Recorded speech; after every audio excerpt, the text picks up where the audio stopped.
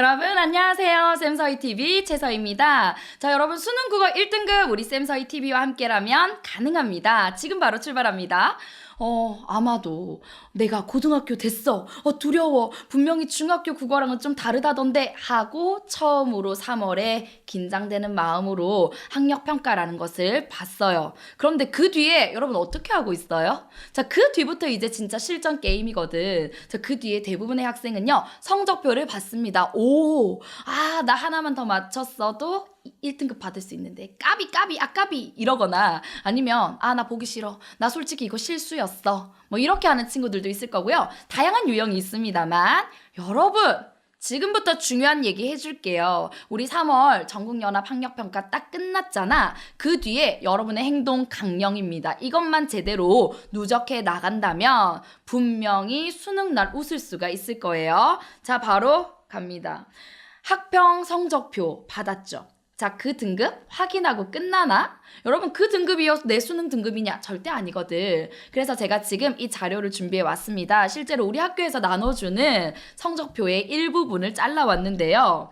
자, 문항별 채점표 및 정답률 이렇게 되어 있지. 자, 여기 보시면요. 여러분 1번부터 2번, 3번, 4번, 5번 쭉 문항이 이어집니다. 각 문항에 이 친구는 공부를 되게 잘하는 친구야. 보니까 5 다 맞췄네요. 자, 그런데 여기 보면 20 몇 번이야? 21, 2, 3, 23번의 X네? 그럼 요거 일단 체크해놔야 되겠죠. 왜냐? 나 틀렸단 말이야. 그럼 여러분 이제 등급을 보는 게 아니라요. 진짜 중요한 거는 여기 아랫부분 A, B, C, D, E를 봐야 된다는 겁니다. 이게 뭡니까? 자, 이 채점표에서 OX는 맞췄고 틀렸고 이거라면 그 하단에 정답률을 A, B, C, D, E로 알려준다라는 거 알고 있었어요?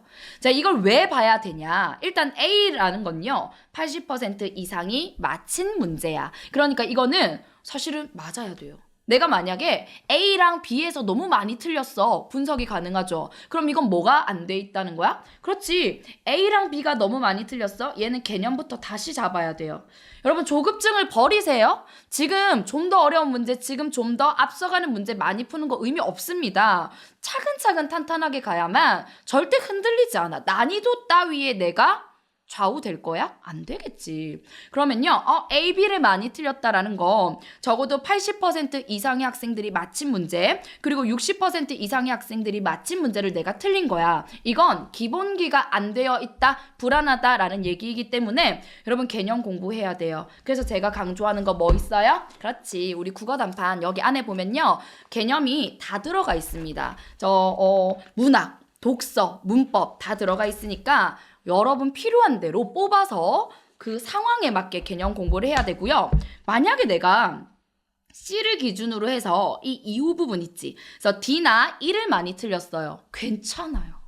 틀려줘야 돼. 이 틀린 게 오히려 나를 성장시키는 거야. 여러분, D나 E 같은 경우는요, 좀 어려운 문제거든? 자, 이런 문제가 내가 일관되게 틀린다라는 것은 기본은 잘 되어 있지만 아직까지 뭐가 안 되어 있어? 그렇지, 고난도 문제라든지 시험 상황에 대한 적응 훈련이 조금 부족하다라는 거야. 그러면 이런 친구들은요, 다양한 모의고사, 학력평가, 수능 기출 문제를 시간을 맞춰서 푸는 연습을 해 나가야 됩니다. 그리고 그 출제 당시에 어려웠다라고 하는 그 출제 요소들이 살짝씩 꼬아서 출제된 그런 문항들을 따로 뽑아서 풀 필요도 있습니다.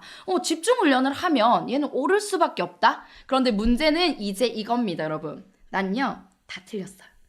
A도 틀리고 B도 틀리고. 그런데요, 제가요, E는 맞췄는데 A가 많이 틀렸어요. 이건 기초가 안 되어 있고요. 찍은 게 맞았을 가능성이 훨씬 높거든요. 그래서 불안 요소가 많기 때문에 이런 친구들은요, 노베이스라고 생각하고 접근해야 돼요. 내가 어정쩡하게 이거 나한테 너무 쉬워 이렇게 생각하고 접근하잖아? 절대 실력 향상되지 않습니다. 알겠어요? 자, 이제 우리 무엇을 해야 돼? 그렇지, 나의 학평 성적표를 꺼내보세요. 그래서 그 성적표 안에 A, B, C, D, E 중에 내가 어느 부분을 많이 틀렸는지, 어느 부분이 부족한지를 정확하게 진단해 보세요. 그 다음 코스로 가야 되겠죠. 자, 이제 2028 대입 반영 과목에 대해서 이해를 좀 해야 됩니다. 내가 이제 성적 분석이 끝났어. 그럼 공부해야 되겠지. 근데 막연하게 우리 친구들이 많이 하고 있는 게 뭐냐면요. 기출 문제만 엄청 풀어. 소위 말해서 양치기라고 하죠. 근데 여러분, 내가 어딘가를 목표를 향해서 달리더라도요. 제대로 된 방향으로 안 달리면 노력은 열심히 하는데 점점 더 멀어진다? 지친다? 그럼 뭐 하겠어요. 그냥 공부하기 싫은 거야. 그러니까 방향은 여기네 딱 잡고 막 달려야 돼. 일단 그 잡는 방법에 대해서 알려드릴게요. 지금 현재 고1 학생들 2028 대입을 보는 학생들 바뀐다라는 건 많이 들어봤을 거야. 근데 정확히 뭐가 어떻게 바뀌느냐. 자, 기존에는요. 문학 독서 얘는 공통이었죠. 그리고 언어와 매체를 선택할 건지 화법과 작문을 선택할 건지 선택 과목에 따라서 달랐어. 그러다 보니까 표점을 좀 다르게 받게 된다라는 거 이런 문제들이 늘 이슈가 되곤 했죠. 그런데 여러분은요 2028 대입은요 이제 새롭습니다. 고민할 필요 없어요. 왜냐? 화법과 언어라는 교과목이 생겼고요. 독서와 작문이라는 교과목이 생겼고 문학이라는 교과목이 있어. 이 각각이 다 반영이 돼요. 대한민국 수험생이라면 누구나 다 이 과목이 반영되어 있는 시험지를 만나게 될 겁니다. 선택할 필요 없어요. 그럼 좋은 거구나. 아니야. 그래서 여러분이 반드시 챙겨야 할 것, 특히나 고1이 끝나기 전에 반드시 쌓아놔야 될 것이 정해져 있습니다. 제가 보여드릴게요. 문학, 독서 기존에 여기 문학 그대로 있죠. 여기 독서와 작문에 독서 그대로 있죠. 자, 그 다음 화법과 작문 원래 선택했었잖아. 그런데 여기 어떻게 되어 있어? 화법과 작문 그대로 있죠. 그러니까 나는 선택할 필요 없어. 화작도 봐야 되는 거야. 그리고 언어와 매체였는데 언어가 여기 그대로 있죠. 매체는요 여러분 작문, 화법, 언어에 다 녹아 들어갈 수 있거든. 그래서 결국에는요 택하는 게 있었다가 택하는 게 없는 걸로 바뀌었네?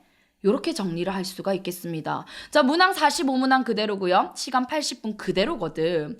자, 그렇다면 선택 과목이 없다. 우리 모두가 다 해야 되겠네. 그러면 나 고1이야. 지금 반드시 이것만은 꼭 잡아야 해. 라는 거 답이 나왔죠. 뭐예요? 문법인 거야. 화법과 언어의 이 언어. 선생님, 왜 문법이 여기 핵심이라고 말씀하시나요? 여러분 보세요. 화법과 작문은요. 기존에도 그렇게까지 진입장벽이 높지 않았어요. 개념이라고 할 만한 것이 많지 않단 말이야. 국어 단판만 해도요. 단 3강으로 끝냅니다. 그런데 언어와 매체에서 이 언어, 국어 문법은요. 상당히 양이 많은 편이야. 그래서 어떻게 해야 돼요? 지금부터 준비를 해나가지 않으면 뒤에서는요 감당이 안 됩니다. 그래서 1학년 때는 내가 개념을 탄탄하게 정립을 할 거고 2학년, 3학년으로 가면서 기출 문제를 통해서 내가 공부해 놓은 그 뼈대를 세워놓은 개념에 살을 붙여 나가는 방식으로 공부를 해야지 요런 방향을 잡고 가야 돼요. 이해됐어요? 그래서 문법은 고1 때 꼭 잡아놓자. 자, 여러분 국어 단판에 보면 단 11강으로 언어 파트가 끝납니다. 근데 이 단 11강 안에 모든 개념이 다 들어가 있어요. 그래서 이렇게 뼈대를 먼저 잡은 다음에 다양한 문제를 통해서 살을 붙여 나가는 것을 추천드리겠습니다.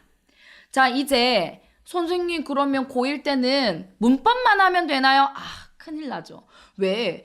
우리 수능 국어의 양대산맥 뭐니 해도 문학과 독서잖아. 자, 여러분 이 문학은요. 지금 고1 때 해야 될 게 막 기출문제만 풀고요. 정말 많은 작품들을 계속 외우고요. 의미 없습니다. 지금은요. 개념 잡기가 핵심입니다. 왜냐? 문제 봐봐. 여러분이 2025학년도 3월 첫 시험 고1 첫 시험에 나와 있던 제가 문제 22번 그냥 아무거나 가지고 온 거야. 문학에. 보면요. 서술자가 전해 들은 사건을 객관적으로 전달한다. 자, 서술자가 사건뿐만 아니라 인물의 심리를 서술한다. 주인공이 회상을 통해 경험을 직접 전달한다. 자, 이야기 안에 서술자가 장면마다 서술자를 바꿔 그러면 입체적이 되나? 이런 것들이요. 다 뭡니까? 개념입니다. 이거 다 소설, 문학 파트, 소설에서 개념으로 정립되어 있는 거거든. 개념 공부가 돼 있는 친구들은요. 쓱 보고 말도 안 되네.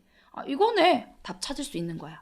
자, 그러면 결국 개념을 알아야 개별 작품에 대한 깊이 있는 감상이 가능하구나 라는 거 알 수 있겠죠. 자, 여러분 개념 강의 들으세요. 들어야만 합니다. 이건 선택이 아니라 필수야.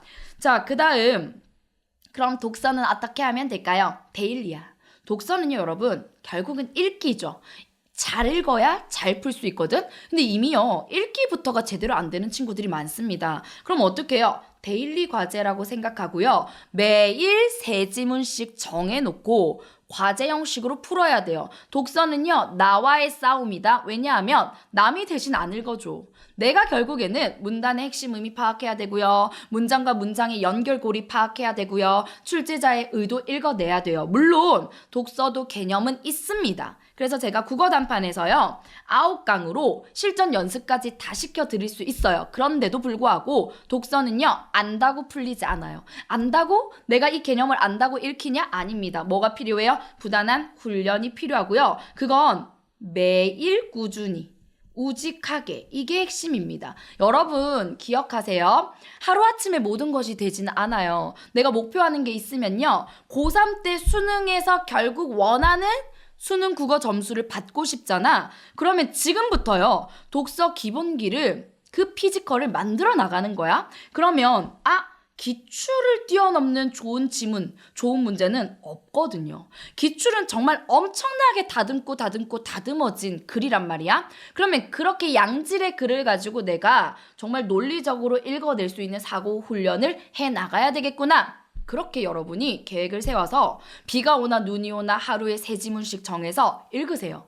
그러면 한 권, 두 권 그 읽기 책이 끝날 때마다 실력은 당연히 올라갑니다. 그런데 절대 고3 거 먼저 달려들지 말고요. 자기 수준에 맞는 걸 읽으세요. 제가요, 지금 고2 걸 가지고 오긴 했는데 이걸 추천하는 이유는 반드시 이거여야 한다는 아닙니다. 자, 하루 3개 1등급 국어 독서 EBS에서 나온 거긴 한데요. 여러분 사실 매산비라든지 뭐 마더텅, 자이스토리 기출 문제 많잖아. 그런데 뒤에 해설을 보고요. 해설이 내 스타일이다 하는 것, 그걸 잡으면 되는데 EBS에서 나온 기출을 하면 좋은 게 뭐냐? 강의가 있습니다. 그래서 내가 정말 막막하다 하는 친구들, 이 지문이 정말 이해가 안 된다 하는 부분들 선별적으로 강의를 가지고 도움을 받을 수가 있어. 그래서 제가 추천을 드리는 게 하삼독, 이 교재를 가지고 데일리 과제를 수행해 나가시면 충분합니다. 자, 여기까지 여러분 이해됐어요? 자, 정리합니다. 자, 고1 학평 잘 봤어요. 못 봐도 괜찮아. 자, 이제부터 변화는 시작될 텐데 이 고1 학평을 가지고 일단 첫 번째, 성적표 분석을 제대로 해보자. 내가 A부터 E까지 어떤 문제를 틀렸는지 보자. 두 번째, 문법 개념 고1 때 끝내야 된다. 자, 세 번째, 문학, 독서, 얘네들은 양대 산맥이라서 소홀히 할 수가 없어. 근데 독서는 데일리 과제로 하고요. 문학은 어떻게 하자? 이제 일단 개념 잡고 기출로 넘어가야 돼. 여기까지 정리됐을까요? 좋습니다. 그렇다면 여러분 고1 힘차게 제대로 출발할 수 있는 거고요. 그 옆에는 항상 쌤서희TV가 함께 할 겁니다. 자, 오늘 쌤서희TV 준비는 여기까지고요. 구독과 좋아요, 알림 설정하면요, 더욱더 다양한 꿀팁들 제가 안고 달려오도록 하겠습니다. 자, 오늘은 여기까지. 안녕!